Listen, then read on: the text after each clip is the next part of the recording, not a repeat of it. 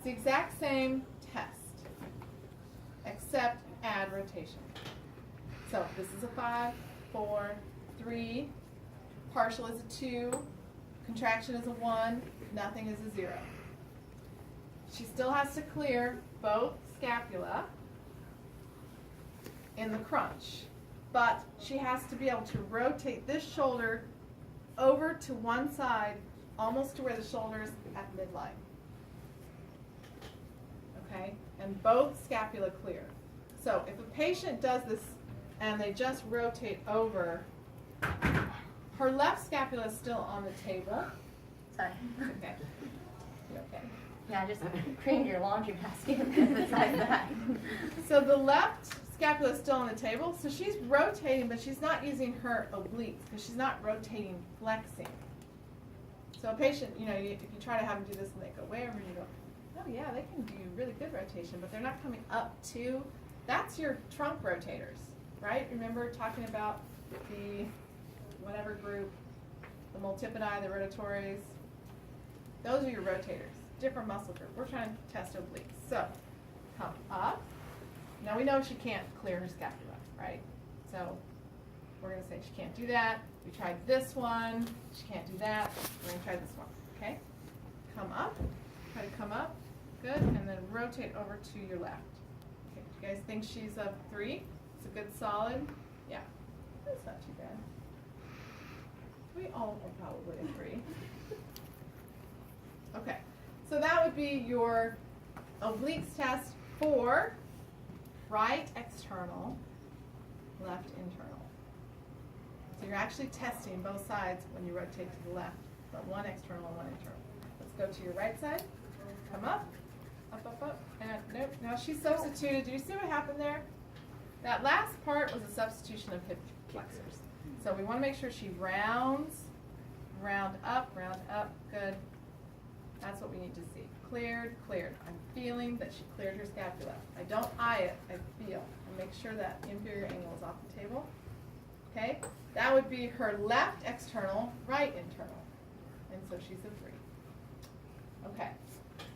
The lower abdominal test. Now we tested rectus abdominis, internal and external obliques. This test, trunk rotation goniometry, you don't want to get on your competency. This is the muscle test you don't want to get on your competency because this one's very specific. Lower abdominals is your transverse abdominis primarily and your obliques. So they're going to be synergists. They're going to help pull that pelvis back. So the first part of the test is to put your hand, see my hand under here? Okay, I'm going to slide it back. It goes right under like L4, 5S1, right in the small of the back, people call that, or right where the back kind of arches. And first you have to see if she can do a strong posterior pelvic tilt. Remember, the transverse abdominis does posterior pelvic tilting, right? So I want you to try to smash my hand. What's happening? Patients will do this. They will pull their air in. They'll like bear down. It's like a Valsalva. You guys learned about the Valsalva maneuver? Where you kind of push your air in to get compression in the abdomen. Try to like go. It's that maneuver. It's a Valsalva maneuver. Okay. Patients will try to get that pressure by doing it with their lungs. Okay. So you have to make sure they're breathing. Usually you can just like watch their face, breathe. So what I'm going to do is just try to tilt your pelvis back from here. Don't do anything with your lungs. Don't try to hold your breath. Don't try to lift your body up. The motion comes from here going backwards. Okay? So you're going to use these muscles right here. Push down on my hand. Push down. Taylor cannot do this. So she is actually kind of on the lower end of the spectrum because this is like a 2 patient just to be able to posterior pelvic tilt without the leg movement, which is the next part of the test. So I need someone stronger so I can show the test. Sorry. You either got lucky or not. I don't know. Who's got decent abs? Yeah, Melissa does. She does P90 every morning. Get up here, girl. I really don't. Yes, she does. We're going to find out. Okay. So you're going to lay flat. All right, now my hand is under here, okay? So I'm just sliding it under the small of the back. Try to smash my hand. Perfect, she's totally smashing my hand, okay? All right, so that is, let's see here. Pelvic tilt is a 2. If she can pelvic tilt, that's a 2.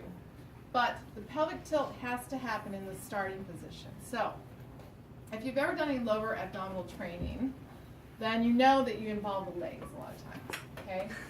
So what we're going to do is we're going to bring the legs passively up to 90. So notice, just relax.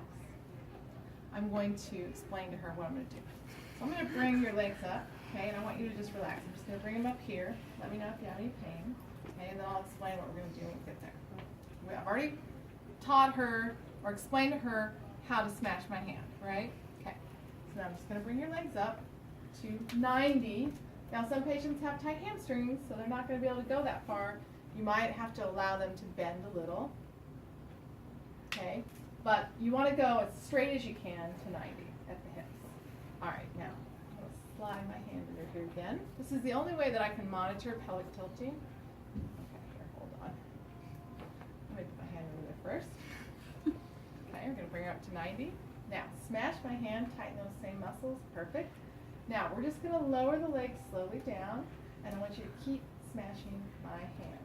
Okay, keep going down. Just let your legs come down. I'm actually lowering them, but she's helping because I'm not doing most of that work. Push down, push, push, push. Oh, can you push? Smash my hand, smash. Okay, good. Keep going. Down, down, down. Smash my hand, smash. Okay, all right, she's done. Okay, so here's where she could not smash my hand anymore. This angle is what you need to know to give her a grade. Okay? So, this is 0. What do you think this is? Can you give me a guesstimate? 45. 45? Okay. Now, once I decide that, and if I need to get my goniometer out, I can. You can keep the hips at that angle. Let your knees bend. And just put the feet down and get your goniometer out if you want. Did I change the angle here? No. So I can still do that. And I can do that at any point. Okay, if she went all the way down to here and I wanted to measure, let your legs relax, I just put her there. You see what I'm saying? But when you get better at this test, you can kind of eye it. So I would say, you know, she was here and I go, okay, she's like 45 to 60, somewhere in there. Okay, so on your test, if you look at this lovely chart that I've given you, a 5 is if she can go all the way down to just hovering above the table or to 0 without losing that posterior pelvic tilt. So if you've ever done lower ab work, I know we're running over, I'm sorry. Everyone's looking at the clock and they're glaring at me. But in like in my yoga classes, we'll do a leg lowering, and the whole point is to keep your pelvis in a posterior tilt, right? Okay. So she was at 45 to 60, so she didn't quite make it to a 5. A 4 plus is 15 to 29. A 4 is 30 to 44, and a 4 minus is 45 to 59. So I'd say she was in that 40 to 59 range, so she's a 4 minus. Taylor was 2 over 5. Okay, got some work to do. We all have work to do, right? Nobody wanted to, I got 5 over 5 X, right? Okay, last